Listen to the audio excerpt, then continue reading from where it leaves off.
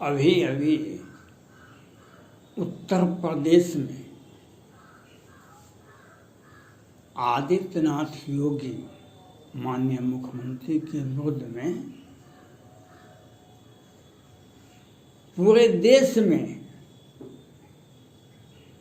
देश में बहुत बड़ा साजिश रच के नागपुर से आरएसएस प्रमुख और आरएसएस के सभी बड़े बड़े महासचिव और सारे मीडिया देश के बड़े बड़े मीडिया, छोटे मीडिया नहीं, ये सब माथापच्ची कर रहे थे जो अरविंद कुमार शर्मा जी को उप मुख्यमंत्री बनाया जाए। ये माननीय प्रधानमंत्री नरेंद्र मोदी के साथ में 10 वर्षों से अधिक, 15 वर्षों से गुजरात में जब मुख्यमंत्री थे माननीय नरेंद्र मोदी जी, तभी उनके साथ में काम करते थे।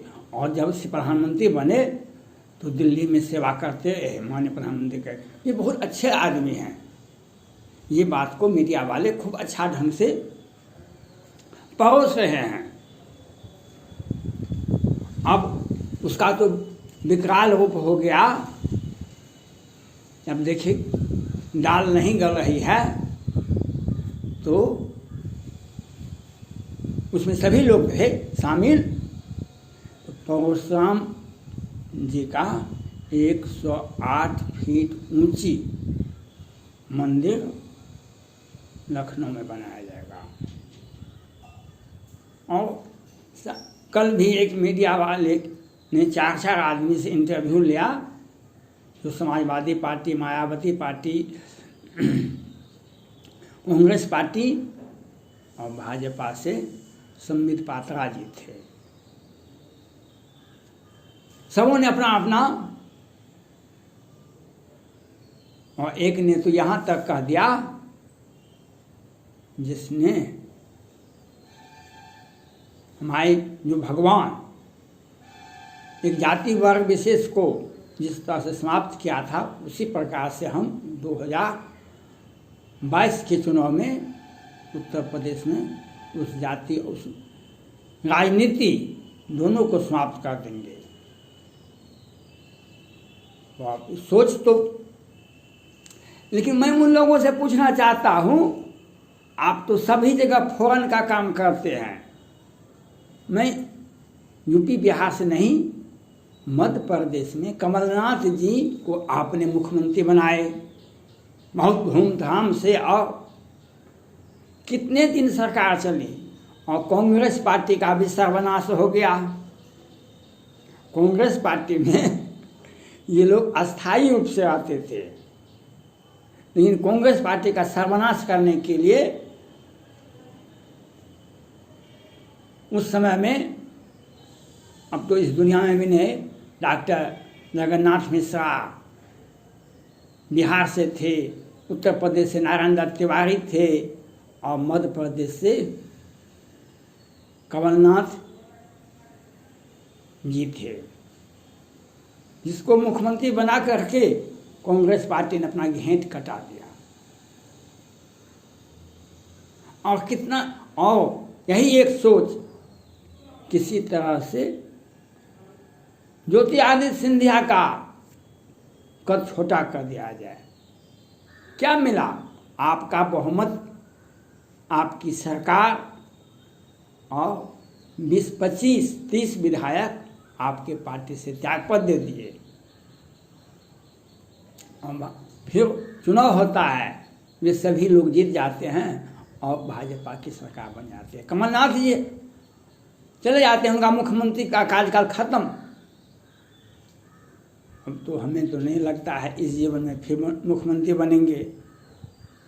एक बार बने भी, इतना त्याग तपस्या करते करते करते करते तो चंद महीनों में हम समाज हैं, हम राजपूत हैं, हम समाज हैं, हम परशुराम की तरह किसी की शादी में जा के व्यवधान नहीं देते हैं और हम वीर विहीन नहीं करते हैं, किसी को काट छांट नहीं करते हैं। हम सभी के घर में भी जाते हैं, उसे प्यार भरे उनका खाना खाते हैं। हम निषाद के यहाँ भी जाते हैं और केवट के नाव पर भी पार होते हैं। आप छोटी हथियार दिखा करके दुनिया को डराने के लिए चलते हैं। परशुराम की जमाने में क्या था? फरसा था। अब भगवान राम के पास में तीर धनुष था, जिसको आज मिसाइल कहा जाता है। तो आप और वहीं पर जनक धाम में जो हुआ, जब लखनलाल से परशुराम जी को बहुत बड़ा तकरार हो गया, तो भगवान राम बीच बिचाव करने लगे। तो परशुराम जी ने कहे कहूँ बंधु संबाम, तो भगवान राम को भी लगा। तो भगवान राम ने कहा जो हम निद्रहि विप्रमति सत्य सुनो भेगुनाथ को अस जही सुबट जही भय बस ना भय मां। तब उन्हें और उसके बाद भी बात नहीं बनी, तो भगवान राम ने कहा काल ही डरे ने रघुवंशी, काल से भी युद्ध क्षेत्र में अगर रघुवंशी उतर जाए उसे मौत की परवाह नहीं होती है। और तब परशुराम जी का अहंकार टूटा। तब वे कहने लगे क्षमो क्षमा मंदिर दो भाता, क्षमा मंदिर दो भाता। आप रामचरितमानस में पढ़ लें जाकर के, क्षमा मंदिर दो भाता। और वे अपना हथियार डाल दिए परशुराम जी और कहे विनय करके कहे हम महेंद्र पर्वत पर चले आते हैं, हमारी शक्ति का नाश नहीं किया जाए। इतिहास गवाह है, रामचरितमानस गवाह है, हमारे इच्छा पर ही आप का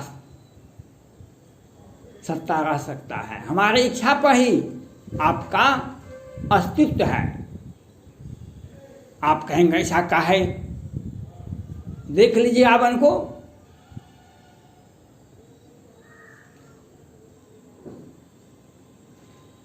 रावण को देख लीजिए, जो सीता हरण तात जने कहूँ पिता संजय, जो राम तो कुल सहित कहे दशानन है। गीत के माध्यम से भगवान राम ने दो व्यक्ति को संदेश दिए। एक व्यक्ति उनके पिताजी को कहे हे गिद्धराज, आप मेरे पिताजी को यह नहीं कहिएगा आपकी बहू की रक्षा राम ने आपके पुत्र ने नहीं किया, लेकिन रावण को यह संदेश दे दीजिएगा अगर मैं राम होऊंगा आज रावण का कुल समेत खानदान का नाश कर दूंगा।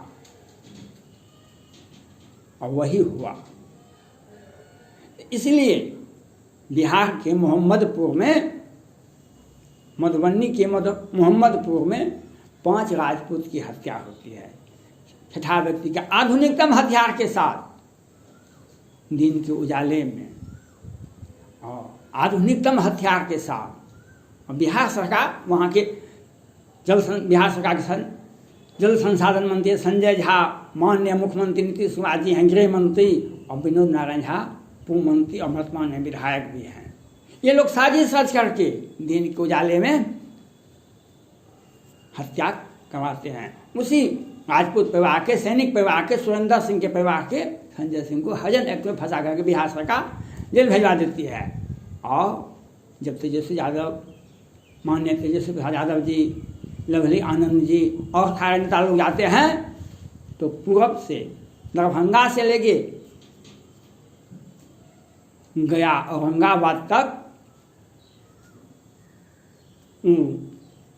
कांग्रेस पार्टी को हो, रामजतन सिन्हा हो कि कोई हो, सारे के सारे लोग मीटिंग करते हैं, एकजुट हो जाओ, एकजुट हो जाओ, हम अपना राजनीतिक हम लड़ने के लिए तैयार हैं, ये लोग कहते थे। लेकिन जब सेनारी हत्याकांड हुआ, ये अपना हथियार भी दिखाए। अब क्या करें, अब बिहार सरकार पर लगे हुए हैं, अब सुप्रीम कोर्ट में जाइए। इतिहास आपका गवाह है, सत्ता में ही आप इधर उधर कर सकते हैं। और आपने तो कांग्रेस पार्टी का सर्वनाश किया, आज आपने भाजपा को सर्वनाश करने के लिए, ये अरविंद कुमार शर्मा जी, ये IAS हैं, 88 बैच के। इसके पहले भी बहुत पदाधिकारी IAS रैंक के, RK सिंह भी केंद्र सरकार में मंत्री हैं, ये भी IAS थे। और उन्होंने अवकाश रिटायर करने के 2 महीना पहले रिटायरमेंट नहीं ले लिए, रिटायर किए, राहुल गांधी पर, सोनिया गांधी पर कड़ा तीव्र भाषण दिए और फिर भाजपा में अपना एक जगह बनाए। अरविंद शर्मा जी जिस समय में आए हैं उत्तर प्रदेश, उससे पहले वे पश्चिम बंगाल क्यों नहीं गए? पश्चिम बंगाल में माननीय प्रधानमंत्री नरेंद्र मोदी जी, माननीय गृह मंत्री अमित शाह जी, RSS प्रमुख मोहन भागवत जी, सारे लोगों की प्रतिष्ठा धूमिल हो गई, धूमिल हो गई। अब भारत में तो भाजपा का राजनीतिक पतन हो रहा है, क्योंकि केंद्र में भाजपा की सरकार है, NDA की सरकार है, और लाखों आदमी घर परिवार को छोड़ करके ममता दीदी के आचरण से, ममता दीदी के शासन से तंग आकर के, और रोहिंग्या मुसलमान, लोकल मुसलमान और ममता दीदी के ये अरविंद शर्मा जैसे कार्यकर्ता कहे तो वे भी अपने, उनका विरोध में कभी भी अरविंद शर्मा जी भाषण नहीं दिए आज तक उस चुनाव में, लेकिन उनके विरोध में कभी भी भाषण नहीं दिए, वे भी अपने ही जाति के लोग हैं ना। ममता दीदी जी मोहम्मद जाति से ही आती है, और उनके विरोध में ये लोग मौन हो गए। और भाजपा और माननीय प्रधानमंत्री नरेंद्र मोदी, RSS और केंद्र सरकार और NDA सरकार का एक बहुत बड़ा राजनीतिक पतन हुआ, जो केंद्र में भाजपा की सरकार आते हुए लाखों हिंदू को घर छोड़ के पलायन करना, आज़ादी के बाद ये पहली घटना होगी। और सैकड़ों व्यक्ति हत्या की गई, और सैकड़ों महिलाओं के साथ बलात्कार किया गया, घर को लूटपाट किया गया। स्थानीय मीडिया में कहीं नहीं आया, उसमें रोहिंग्या मुसलमान और लोकल मुसलमान भी कुछ थे। लेकिन ममता दीदी का जो कैडर है, ममता दीदी का जो आदमी है, यही भूमिहार सेना, और ममता दीदी भी ब्राह्मण भूमिहार से आती है, बंगाली ब्राह्मण है, वहाँ पर ये लोग का शासन दिखाया गया। आज RSS को यूपी में उतार के रख दिए, केंद्र सरकार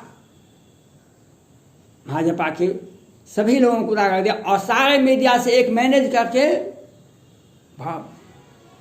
माननीय प्रधानमंत्री नरेंद्र मोदी के कार्यालय में काम कर चुके हैं, उन्हें कैबिनेट मंत्री नहीं बनाया, कार्मिक मंत्री नहीं बनाया, उनको गृह मंत्री नहीं बनाया जाता है, इनका हटाया जाए। तो आपका कुर्सी तो मध्य प्रदेश में मिला हुआ कुर्सी भी छूट गया, ममता दीदी का भी राजनीतिक पतन शुरू हो गया। और बिहार में भी कहीं नरेंद्र सिंह है, नीतीश कुमार के पीछे अटूना पांडे लगे हुए हैं, भाजपा से निकल के, राजद से निकल के और रामजतन सिन्हा हो या कोई हो, ब्राह्मण सेना संगठन अध्यक्ष हो, भूमिहार सेना संगठन अध्यक्ष हो, और परशुराम सेना संगठन अध्यक्ष हो, थोड़ी बहुत ही राजनीति में राजपूत का ही ऑलराउंड डेवलपमेंट होता। आप रामचरितमानस को पढ़ लें, जब भगवान राम जाते हैं इस धराधाम को छोड़ने का विचार चाहिए, अपने सभी भाई के पुत्रों को संपत्ति का बंटवारा कर देते हैं, लेकिन लब को बुला कर कहते पुत्र राजनीति को गले लगाए। राजपूत का है सर्वनाश, सर्वनाश नहीं होगा, ऑल राउंड डेवलपमेंट होगा, राजपूत का ही उत्थान होगा राजनीति में। आप छोटा मोटा कुछ करके कुछ काम चला सकते हैं। धन्यवाद।